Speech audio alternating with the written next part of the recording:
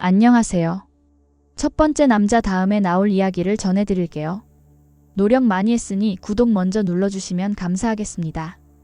유리잔이 바닥에 떨어지며 날카로운 소리를 냈습니다. 붉은 와인이 하얀 테이블보 위로 번져나갔습니다. 마치 불길한 징조처럼 장미의 옷을 적셨습니다.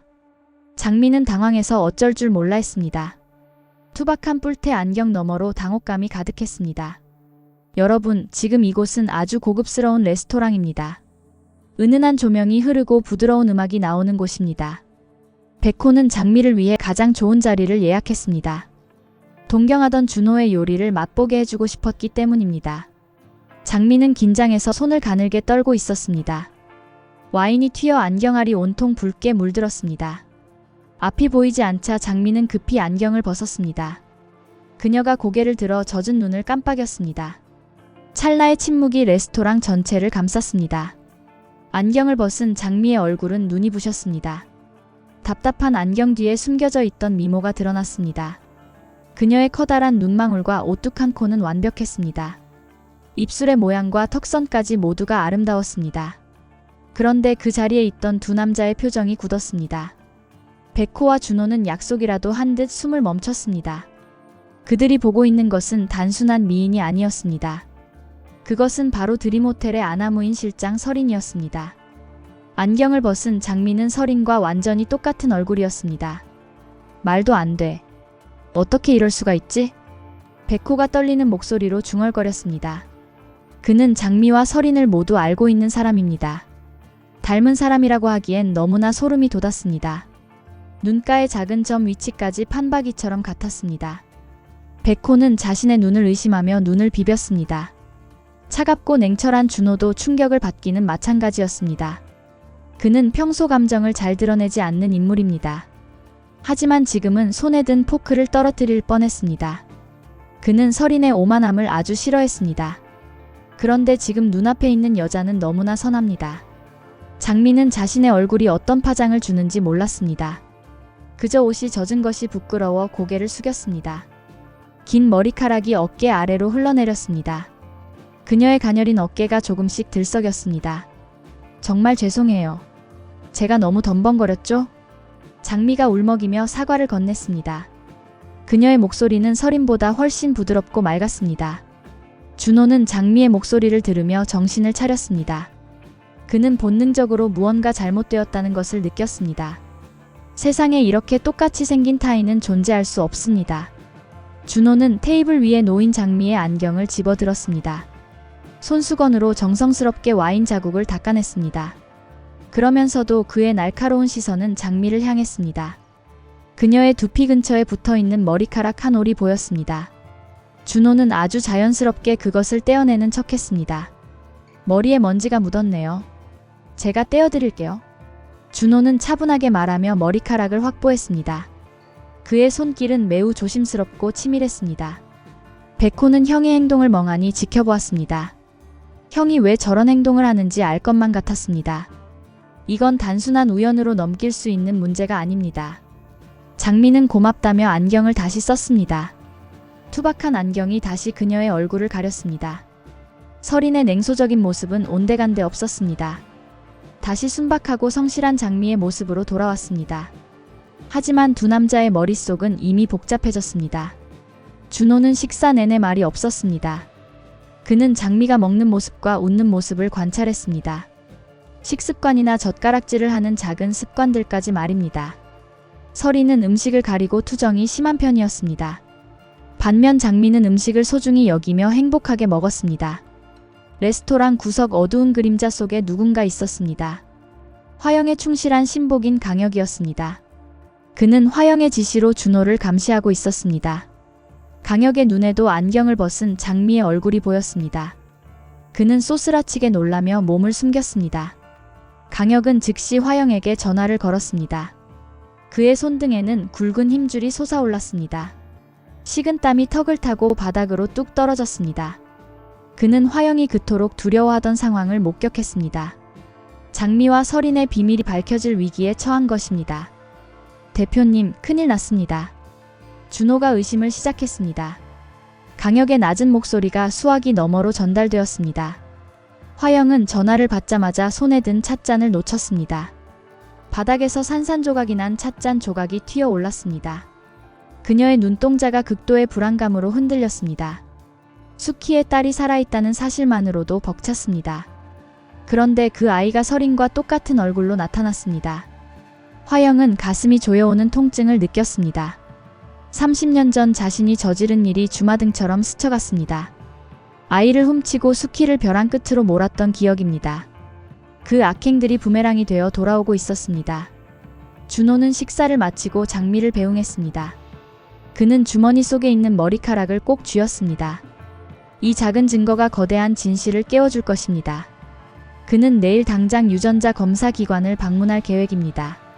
서린의 유전자 샘플은 이미 호텔 사무실에서 얻었습니다. 백호는 장미를 집까지 데려다주며 물었습니다. 그의 목소리에는 걱정과 애정이 섞여 있었습니다. 장미는 백호의 마음을 아는지 모르는지 웃기만 했습니다. 그녀는 오늘 준호의 레스토랑에 간 것이 그저 기뻤습니다. 가족들에게 자랑할 생각에 발걸음도 가벼웠습니다. 장미, 혹시 잃어버린 자매가 있다는 말 들어본 적 없어요? 백호가 조심스럽게 운을 뗐습니다. 장미는 걸음을 멈추고 백호를 바라보았습니다. 그녀의 눈동자는 티 없이 맑고 순수했습니다. 엄마는 사고로 기억을 잃어 과거를 알 수 없습니다. 복길 아빠는 언제나 장미를 친딸처럼 사랑해 주었습니다. 아니요, 저는 아빠랑 오빠밖에 없는걸요. 장미가 고개를 가로저으며 대답했습니다. 그녀의 대답에 백호의 가슴은 더욱 아파졌습니다.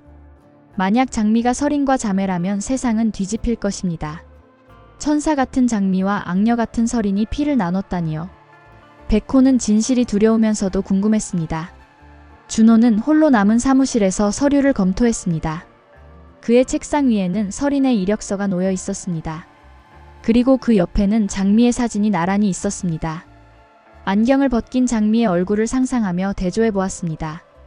누가 봐도 두 사람은 같은 뿌리에서 나온 존재였습니다. 밤이 깊었지만 화영은 잠들 수 없었습니다. 그녀는 강혁을 집으로 불러들여 밀담을 나누었습니다. 어둠 속에서 두 사람의 눈빛만 번뜩였습니다. 화영은 어떤 대가를 치르더라도 검사를 막아야 했습니다. 진실이 밝혀지는 순간 그녀의 왕국은 무너집니다. 무슨 수를 써서라도 준호의 움직임을 막아. 화영이 낮게 읊조리며 명령을 내렸습니다. 그녀의 손가락 끝이 테이블을 날카롭게 긁었습니다. 강혁은 고개를 숙이며 충성을 맹세했습니다. 그는 이미 준호의 차에 도청 장치를 설치했습니다. 준호가 어디로 향하는지 실시간으로 파악하고 있었습니다. 다음 날 아침 준호는 일찍 집을 나섰습니다. 그의 품속에는 두 사람의 머리카락이 들어 있었습니다. 운전대를 잡은 그의 표정은 비장하기까지 했습니다. 백호는 형의 뒤를 몰래 따르기로 했습니다. 형이 위험에 처할지도 모른다는 직감이 들었습니다. 준호의 차가 유전자 검사센터 앞에 멈췄습니다. 그는 주위를 살피며 건물 안으로 들어갔습니다. 강혁은 멀리서 망원경으로 그 모습을 지켜보았습니다. 그의 입가에 잔인한 미소가 번졌습니다. 화영의 계획대로 함정이 이미 설치되어 있었습니다. 준호는 접수처에 봉투를 건넸습니다.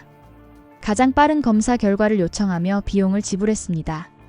직원은 친절하게 웃으며 봉투를 받아들었습니다. 하지만 그 직원은 강혁이 미리 매수한 사람이었습니다. 준호가 건넨 진짜 샘플은 쓰레기통으로 향했습니다. 준호는 아무것도 모른 채 센터를 빠져나왔습니다.